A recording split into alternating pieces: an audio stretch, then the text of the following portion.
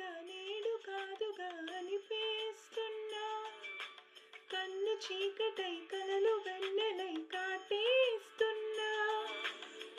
గతమేదైనా స్వాగతమననా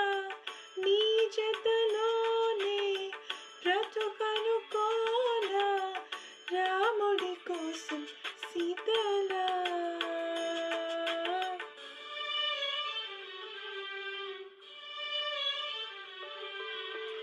మనసా వాచా